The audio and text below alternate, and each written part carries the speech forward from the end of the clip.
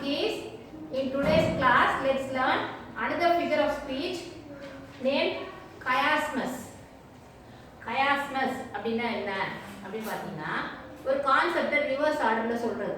For example கண்ணதாசனோட கவிதையை நம்ம ஒரு எக்ஸாம்பிள் எடுத்துப்போம். அவர் வந்து எப்படி சொல்வாருன்னா, காதல் வெற்றி பெற்றால் கழுத்தில் கயிறு தொங்கும். காதல் வெற்றி பெற்றால் கழுத்தில் கயிறு தொங்கும், தோல்வியுற்றால் கயிற்றில் கழுத்து தொங்கும் அப்படின்வார். அதுதான் ரிவர்ஸ் ஆர்டர்ல சொல்ற கான்செப்ட். இந்த கான்செப்ட் தான் என்னது? கயாஸ்மஸ். இந்த ஃபிகர் ஆஃப் ஸ்பீச் தான் நிறைய ஷேக்ஸ்பியர் பிளேஸ்ல நிறைய யூஸ் பண்ணியிருக்காங்க. இதை இன்னொரு எக்ஸாம்பிள் வேணா பாருங்க. இது என்னோட கவிதை கிடையாது, எங்கேயோ எப்போவோ படிச்ச கவிதை ஒன்று ஞாபகத்துக்கு வந்தது, ஒரு ஹைக்கூ. ஸோ இதுவும் அதே தான், ரிவர்ஸ் ஆர்டர்ல வந்திருக்கும் பாருங்க கான்செப்ட். எதிர் வீட்டு ஜன்னலை பார்த்தேன், எத்தனை சட்டைகள். என் சட்டையை பார்த்தேன், எத்தனை ஜன்னல்கள்.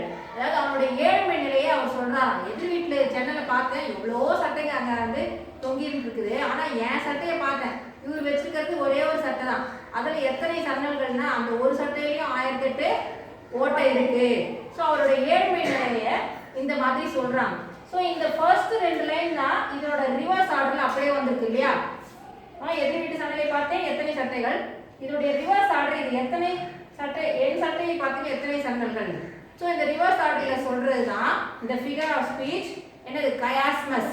அதோட ப்ரொனன்சியேஷன் வந்து chiasmus. Concepts are repeated in reverse order. அதை தான் இங்க சொல்றோம்.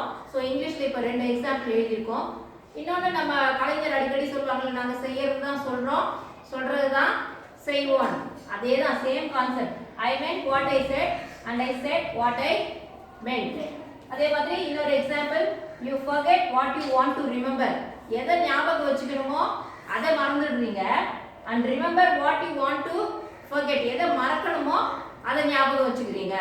ஸோ இந்த மாதிரி ரிவர்ஸ் ஆர்டர்ல வர்றது தான் நம்ம என்னன்னு சொல்றோம்? கயாஸ்மஸ்.